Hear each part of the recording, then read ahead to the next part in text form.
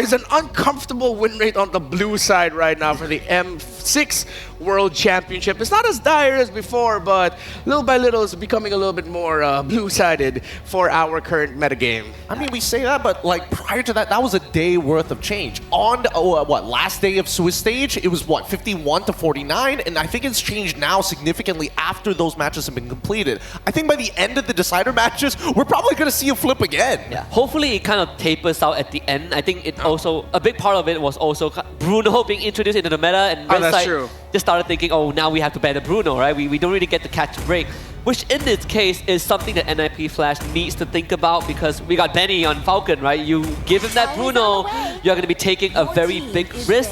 This Matilda ban from Falcon really wants to take away that fast tempo for NIP Flash, which is something that I want to bring up as well, because over time, NIP Flash's team fight, the way that they move in or around the map has really accelerated, and they do it so cleanly, especially Hades and JPL with the way they take these initiatives, and Vanix being able to follow up individually has really stunned, I think, a lot of our viewers out there. I have to agree with that too, but I haven't seen the main staples being taken away. The cornerstones, as we mentioned before, we've seen teams actually ban out high loss or even get more interesting when it comes down to the Suyo Alpha relationship in terms of those styles of bans. I mean, obviously, we got the mid-mage bans, that's totally fine, but if it does come down to it, I feel like Falcon might just go first pick Blue Yo, or they might just get the high loss later down the line. Maybe R2, R3, B2, B3. But again, Falcon Esports, it already suffered one loss, but the best Bruno is in their hands, but they swerve, and the high loss pick that's been the staple for Diablo is what they take away. They're willing to give the Bruno to Vanix. Yeah, it seems like a bit of a premonition to what Diablo might pick, right? He's been playing that high loss for so long. Even this Bruno is very interesting right now, because NIP Flash, they don't really care too much about the Bruno. We've seen Vanix on the Moskov plenty of times, and they are one of the first teams that found a direct way to deal with the Bruno, right? Angela Ling was their answer that time. Angela Ling plus a Bruno. So we'll see if that's going to be the case. I wouldn't be surprised if they just take Hades hero right now. I think, well, I feel like either, Suyo seems to be the go-to option, right? Especially if you're going blind to a lot of these matchups. They're going to lock in that Bruno.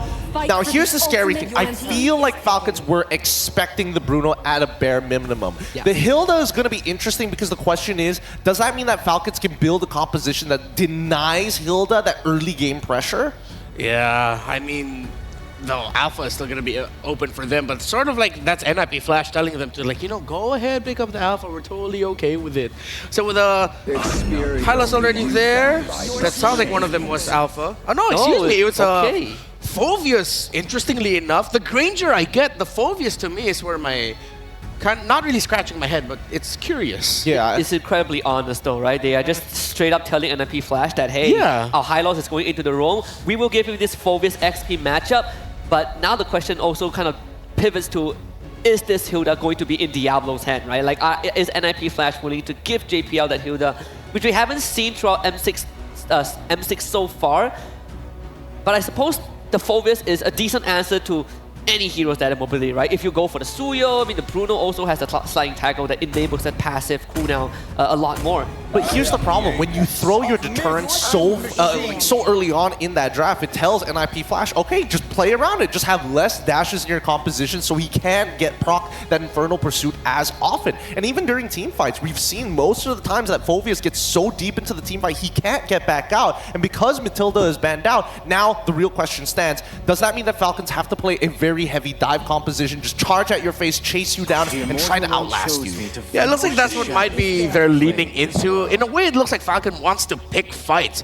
They took away heroes that make dive a little bit more difficult than even the low Yi. With those two gone, yeah, they can definitely opt to just go pure dive. But the picks of NIP Flash, they can honestly go that way too. In a way, it's sort of Falcon signaling to NIP Flash, saying that, hey, we're confident that we can fight a better fight than you. I mean, confidence may be key, but the mid laner is still missing, right? From Falcon's side, I would have imagined that their mid laner would have been picked up a little bit earlier on, considering there's already 3 bans in there. With the follow-up ban being Tigreal, I'm not sure what would make Falcon's comp really jive, especially in the mid lane at this point. I mean, you could say Vexana, but at the same time, there's a lot of heroes that can just eat that damage. There's 2 in my mind. Yeah, there's one in my mind right off the bat, right? First of all, I see the Tigreal ban. I'm thinking Faramis, right? I know PX7 has played Faramis a couple of times before. If you are talking about full dive, that's exactly the hero you want, right? Yeah. To go straight into the enemy front lines and taking out the Tigro eliminates whatever AoE crowd control that NIP Flash has, unless they do a Sabo and get that Baleric for themselves, which feels unlikely for NIP Flash. Yeah, I agree with the Faramis too.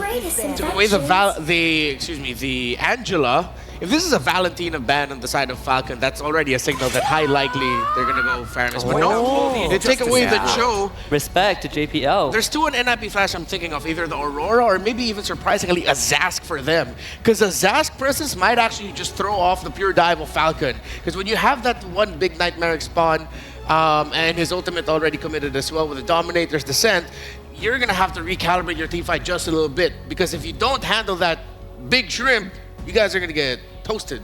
We see what CFU did with it. Yeah. With that nasty Sky Piercer build. Yeah.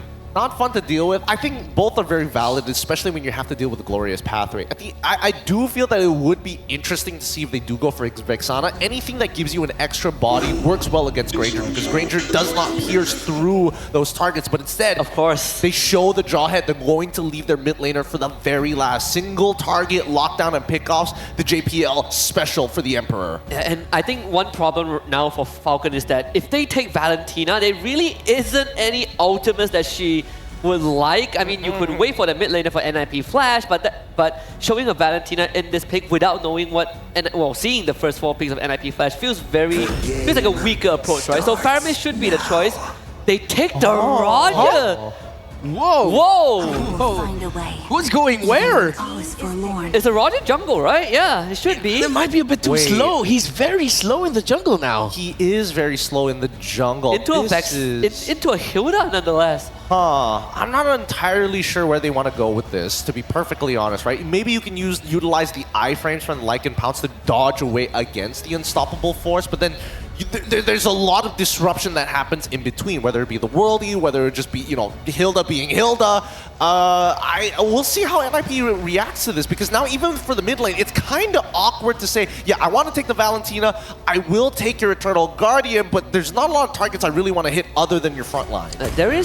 It does solve the problem of the Granger, right? Like, one of the biggest things about Granger is that he starts the fight, but he needs a finisher. Hey. The Roger is the finisher for Falcon, so you have this chunk plus execute damage. This Veil pick for Curtizi, inspired by Stormy for sure. Yeah. Talk about anti-dive, that is one right there. Yeah, it looks like they want to cancel out that dive with winds of their own. Leo, Inga, let's go.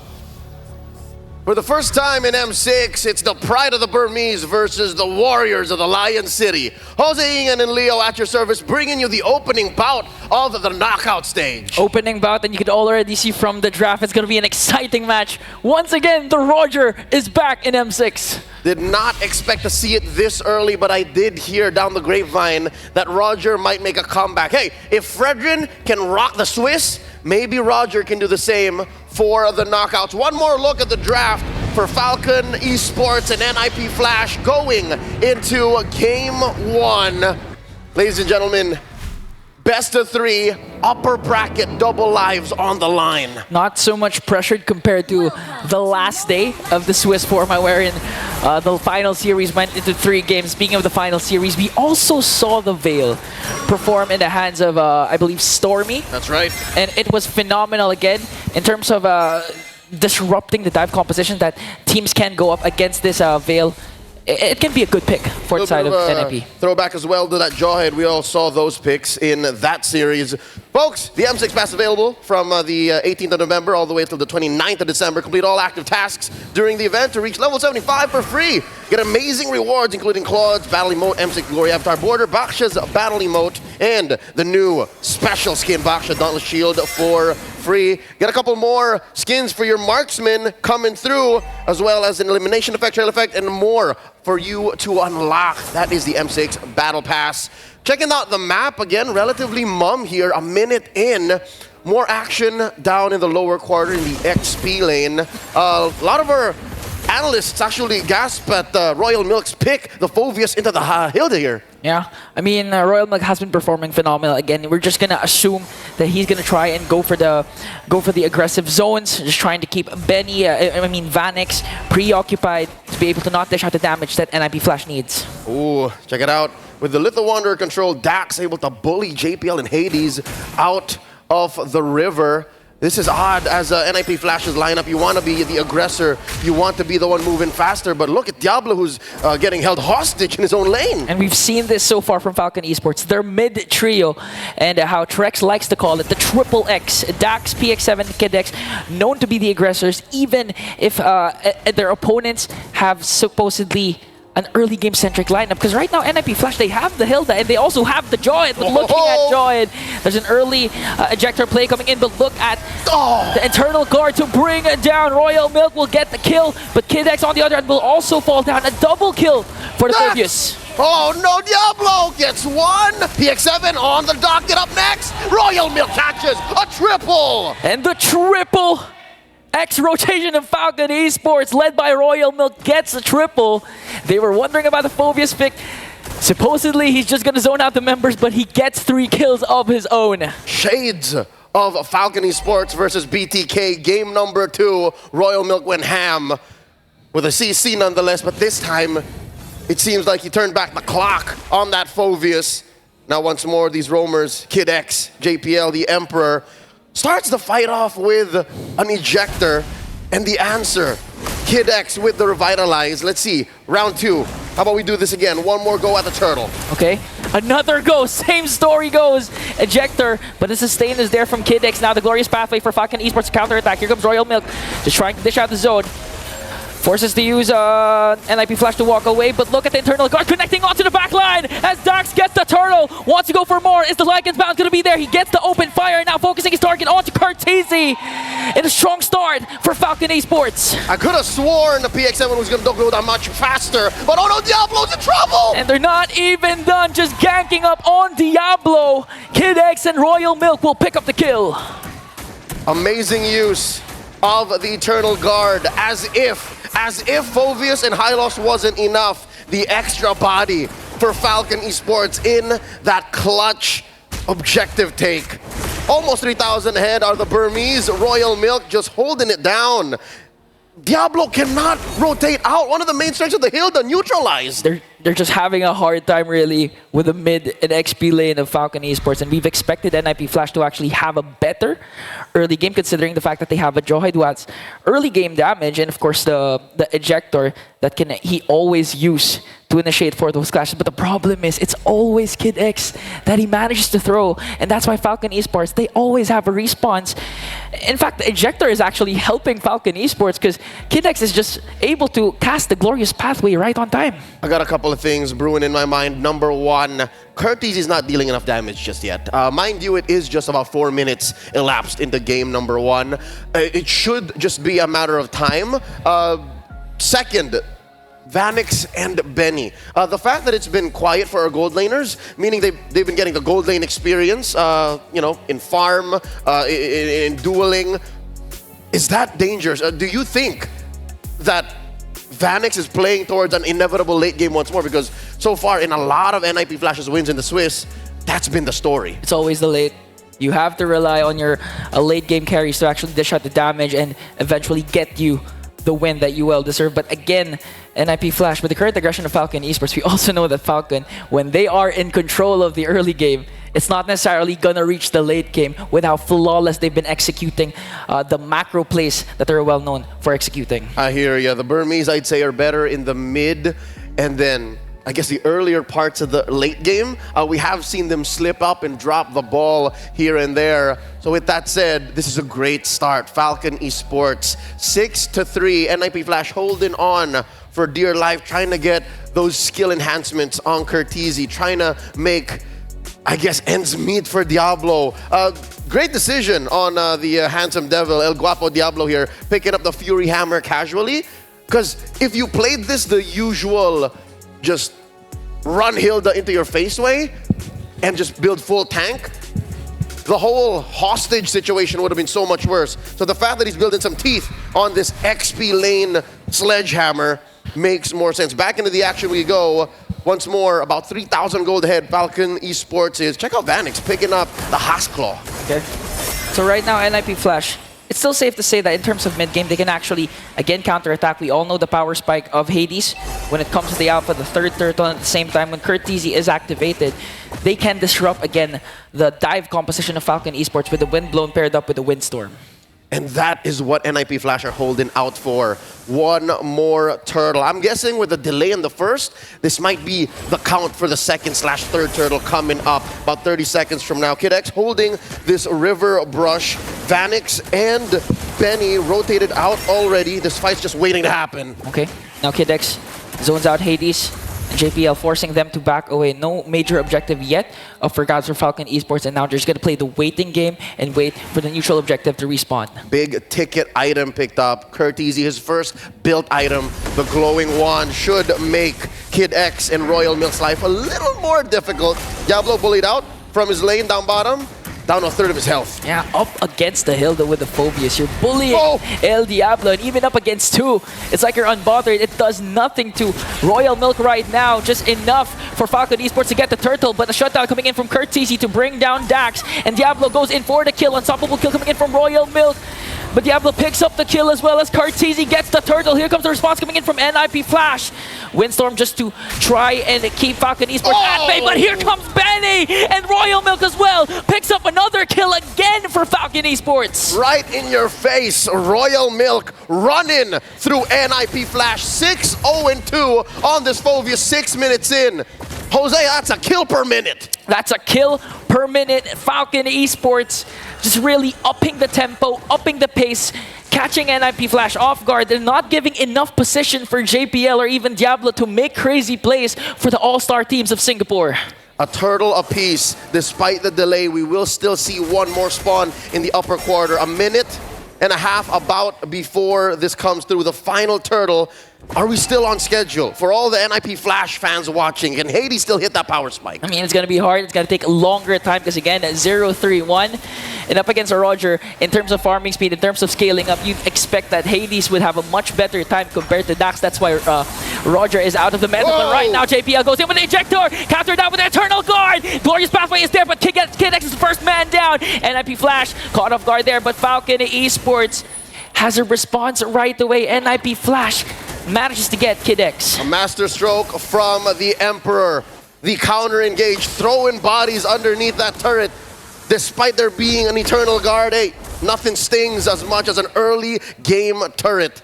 That was a win for NIP Flash, closing the gap, keeping that lead up to just about a 2,000 gold distance. Falcon Esports, they gotta slow down, but I feel like that's not how they want to go, especially when you have a Roger. I don't think Dax is making the most of it. He's doing all right, but I think in his head, when they were planning this with the draft with Coach Nyocha, with Coach RC, they were expecting more. Yeah, and you can really see the effect of Curteasy with the Veil.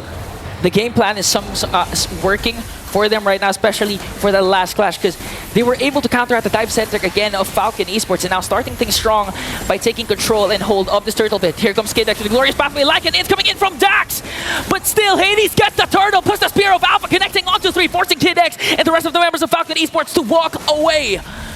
Huge movements from NIP Flash, denying Royal Milk the late entry.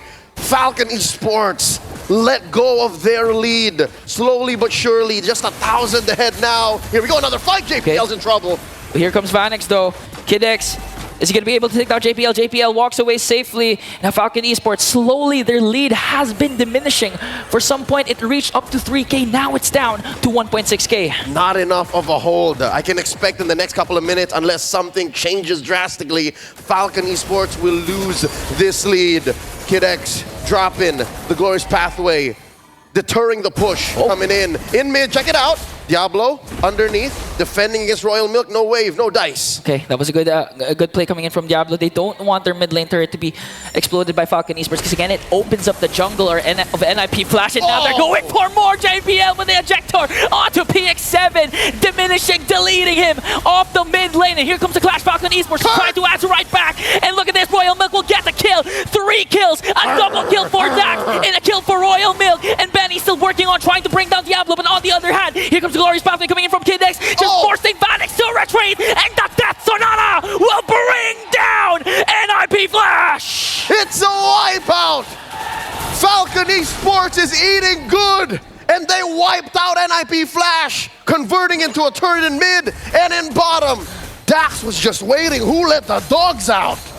Man, when you thought Falcon Esports was behind, again, their macro play was intact despite PX7 being the first man down with a beautiful play, mind you, by JPL with the ejector. They were still able to turn things around with proper timing, proper entries, and of course, Benny just dishing out the damage along with Dax. PX7, an amazing threat magnet. He knows that NIP Flash needs to take him out. If they don't, then trouble could ensue. The fact that every single time he just is able to let go of the EG, I think that was key to making that wipeout play possible. Now with the Lord spawned, upper quarter, Hades playing footsies. In comes Kid X. Glorious Pathway, Hades has to walk away with the Spear of Alpha, but Kid X just doing a good job keeping NIP Flash at bay, and all of a sudden JPL is gonna fall down. The next man might be Diablo, getting taken down by Royal Milk and Kid X, and the attempt of NIP Flash to try and contest for the Lord has now been foiled above Falcon Esports. The Burmese are about to put the Lord on lock. Major wins for Falcon Esports in the past couple of minutes. Not to say that they heeded my word, but they suddenly turned it up to 11. They understood how urgent it is to keep a hold onto the mid-game power spikes. And here they are, almost 9,000 gold ahead. Royal Milk, look at the damage he's dealing, man. 40K, 707. All right, about 11 minutes in, he's gone past a kill and assist per minute. Yeah, and just looking at the lineup of Falcon Esports, technically, you have 2 marksmen. Well, at least Dax is a fighter assassin, but still Royal Milk exceeds every single member hero in the Land of Dawn in terms of damage dealt. Just literally performing out of his mind in the trance right now. 707 for a Phoveus. Homie is in a state of flow. You could call him Flovius. Mid lane in trouble. Barrages, salvos, assaults thrown out by Benny. They break through. Top lane up next. Kid X just doing a good job keeping NIP Flash at bay as the rest of the members works on bringing down 2 inhibitor turrets. They still have the Lord, but NIP Flash gonna make quick work of that. Now they're set their eyes on the bottom lane turret. No minions yet, but looking at the lead, that's a 10.2k gold lead for Falcon. Surgical. Falcon Esports understand very clearly the stakes at hand. Around this time, we've seen over and over again in the Swiss, some teams would just let go. Some teams would drop the ball, but no, not Falcon Esports, not like this, not right now. In comes the Emperor! Oh! JPL tried to dive in the unstoppable force, but Cartesi, last attempt, and Vanix will bring down 2 members. Here comes Diablo on the chase, just trying to cut off the exit route, but Benny answers right back with a Rhapsody. A Death Sonata connecting onto 3. Vanix managed to stay alive. 3 members of NIP Flash left. It's going to be a 3-on-3, but Falcons, they have minions down bottom. 2 for 2 here. Down goes the final inhibitor. Benny picking up that Sky Piercer, making sure that no prisoners are taken. Falcon Esports will wipe out NIP Flash once more. That seems to be the only solution here. The way I'm seeing NIP play Flash, NIP Flash play is if anyone is left, I'm thinking Vanix, I'm thinking Kurt, a defense is possible. Yeah, and I do agree with what you're saying. NIP Flash needs to play flashy. With Kurt TZ leading the charge, we saw what can happen when the wind blow and windstorm connects. They just need to scale up to have more damage and try eventually to burst down the members of Falcon Esports. But it's still not impossible for NIP Flash to come back from this game. They gotta make the most of the fact that Falcon Esports right now aren't building much magic defense. Ladies and gentlemen, check it out. It's mostly just tough boots that's keeping them safe from Kurt TZ's CC and damage. So if Kurt somehow just finds the perfect moment, if he's able to channel his World Championship genes once more, ladies and gentlemen, the only player left in M6 to go for that double World Championship run, then maybe NIP Flash can take this from underneath Falcon Esports' nose. 9,000 gold ahead, lower quarter of the map, that's where the Lord spawned. Hades going for the dance. Okay, Eternal God already casted JPL. Just giving vision here for NIP Flash. No commitments yet for both of these teams. Looking at Diablo, he has control over the mid brush. Gonna get vision again for NIP Flash. Hades holding on to that pixel brush. Diablo pushing back. JPL holding that river brush. In comes Kid X. There's a throw. Oh, the unstoppable force got stopped, but NIP manages to bring down Dax as well. Kill spree coming in from Betty, forcing Falcon Esports to retreat. Here comes Vanix, and a shutdown from Kurt. It's easy. Picks up a double kill. This might be a green light for the Singapore All-Stars. Massive win for NIP Flash. 3 for 1. Hades off the map, but that's not gonna stop NIP Flash. Benny going for the back here, looking for that segue play. It's just him and Kurt. Kurt and him. Can he do this? Can't forget Kurt. He's one of the most mechanical gifted players. Manages to flicker out. Tetsunata will not connect as Benny works on clearing out the minions, forcing NIP Flash to react. PX7, one more hit, and Diablo says no and goodbye. NIP Flash, it looks like they're back on track. I'm still here, amigo, says Diablo, despite having a tough 15-minute game. Keeps PX7 honest. The Lord's still standing. And despite all that, the push and pull, the back and forth through the map, coast to coast, Falcon Esports just checks in and says, hey, Lord's still here. Let's take it slow. They've lost the lead, Ingan. 4.5K left, 15 minutes in. It reached up to 11K. No inhibitor turns for NIP Flash. But one thing is for sure, they still have their determination to come back from this game. And Jackthor gonna bring down KNX despite the revitalize. He might fall down, but in exchange for JPL, body slowly falling down. Royal Milk in the crest. Once again, a shutdown for Diablo. Betty's gonna fall down. The next target is Royal Milk. Cartesi with a windstorm to bring him down. Diablo once again with a double kill. Another massive win for NIP Flash. 3 for 2. The numbers don't add up for Falcon Esports. They're losing even more of the lead. They're down to 2,000. And Dax and PX7 are on damage control. They're just making sure the waves don't crash back. They're making sure that there's not much of a backlash on the map for Macro to come get them in the behind. NIP Flash gonna score a Lord. Oh no, not possible. Falcon Esports blitzed it. They blitzed it. Because again, Hades wasn't in the picture, so there was no reason for NIP Flash to go in for the Lord. Fortunately for Falcon Esports, they got another major objective. But it seems like NIP Flash is ready to defend this. They're ready to trade for this. As long as they're 5-man strong, they can do this. And again, looking at the time, it's 16 minutes. Husky has been telling us that when it reaches this point, the Bruno is going to be activated. Loki, that's why I was expecting NIP Flash to just have Vanix throw a worldie in there and have one crit steal it away. But Dax, all the more locked in, takes it for Falcon Esports. The first Lord of the game. Second, this time marching through mid. It took a while for them to score that second one. Yeah, it took a while, took a lot of skills, took a lot of bodies. Kill scoreboard 26-16. Lord sieging in the mid lane. Check Diablo in the back. Dax on that man-to-man defense. Glorious pathway drop by Kid X. Unstoppable force got stopped. They're gonna make quick work of the Lord. Royal Milk just trying to go for the crystal damage. PX7 will fall down. Job now working on the backline onto Benny. Tetsunata is not gonna connect. Hades is gonna fall down once again, but NIP Flash still has 4 members strong. Here comes Royal Milk with the Infernal Pursuit. Vanix with the last effort wind of nature, but Falcon Esports will lock down on the turret! The Roger puts in the final clause to score game 1 for Falcon Esports. Dax bringing back an old favorite. First game of the knockout. Didn't go in a Flash, but for sure was hella fun, hella exciting. These two teams are in it for a treat. We might see Leo a best of 3, a game 3. I just can't get over the fact that the meta is still evolving. Mere minutes into game 1 of the knockouts. I'm excited to hear what our analysts think about that, Roger, because even I was 50-50 on it. Ranmar Santa Cruz, Husky and Gideon, talk to us. Woo, what a start. We thought it'd be Falcon Esports heavy, but at the end of the day, that Phoveus pick that we doubted, it made the Merlions drown in milk, in Royal Milk.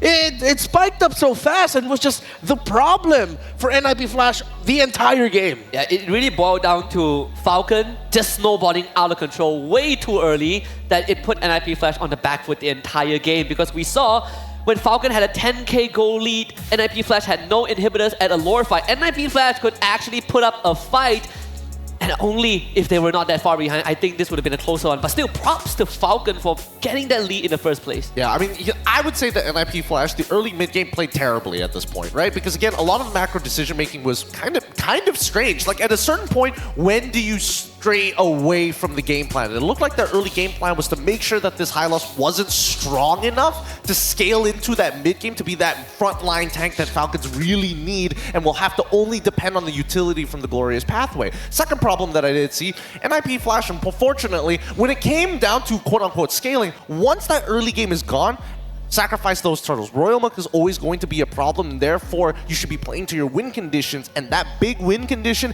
had to be Vanix. And I felt like they put a lot of resources into Kurt, but at the same time, unless you have the right items, then it's not going to drag on. That could have ended had Kurt not missed.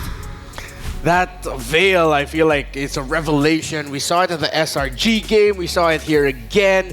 At one point of the game, it just becomes a big -1, an instant -1 with a full combo coming out from the mid laner of NIP Flash. And they fought back with good pickoffs. And I think Falcon Esports were just surprised by the sheer raw output of a Veil that once Kid X goes down or Royal Milk goes down, you see their formation crumble. Yeah, it reaches a point where it really doesn't matter who Kurt catches as long as it's one of the big three, right? Either PX7, Dex, or Benny. You get caught in the knockup, you just disappear. Like, it's either a -1 for FCON or a -1 for NIP Flash if those ability misses, which is sort of what we saw in that end game. But overall, I have to agree with Gideon. I think that the macro decision in the early to mid game wasn't exactly the smartest.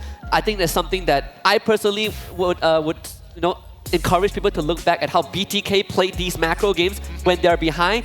They are willing to let it go, but NIP Flash just kept banging their heads into the wall. Yeah, it's about understanding what the trade-off is. Whether it be gold, EXP, or neutral objectives, you need to be able to get something back, especially with a composition that's so heavy on the economy. People like Curtin as well as Vanix don't come online until they have about 3 items, unless you get like that very early start. But the only person who can technically do that would be Vanix, and they were hoping that Diablo could kind of supplement them. Oh, if Cartesi gets a full combo, especially when he hits level 4, they'll be put very, very low, so we need Diablo to kind of shred them down, maybe even Hades, but his job is too difficult. At this point, I think that Falcons understood if we can stop Hades early, we can eliminate Diablo from these fights, we should be able to dominate the early game, but from that point onwards, we need to be careful not to overextend, because again, Falcons need to respect NIP Flash, even in those late game fights. If somebody gets caught off by Cartesi, that -1 on PX7 dragged out this game for the next 8 minutes. Yeah, and the mid laners were big components of each lineup with how much they respected each other.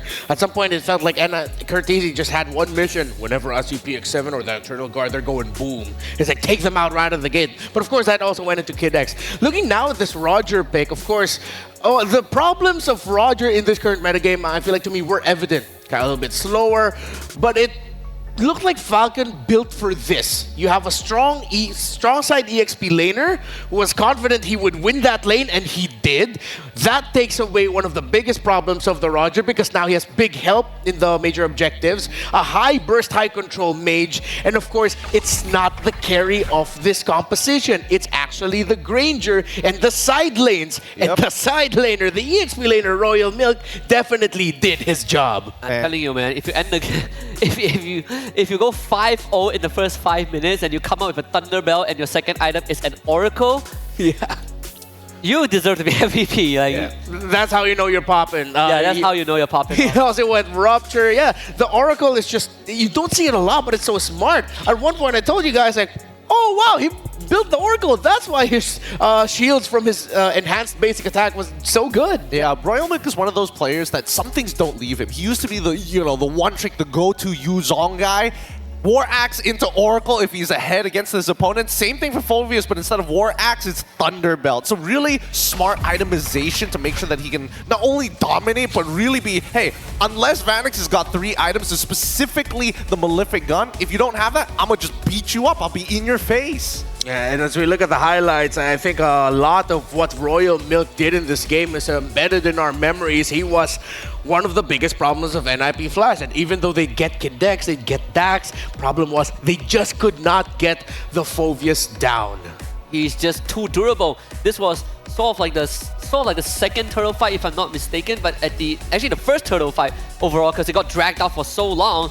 But still, I think the fact that Royal Milk at this point of time, like almost 6 minutes in, he has 5-0, if you're NIP Flash, you have to start respecting what this guy could do. He's diving turrets, he's diving your backlines in fight, and no one can peel him away. Yeah, I think that NIP Flash, but if I had to change anything, a couple of decisions that needed to be done. Number one, when it comes down to early wave clear, PX7 on this Vexana definitely clears the wave a lot faster in comparison to Carteezy until Carteezy gets a couple of items, right? Yeah. Just naturally based off of kit.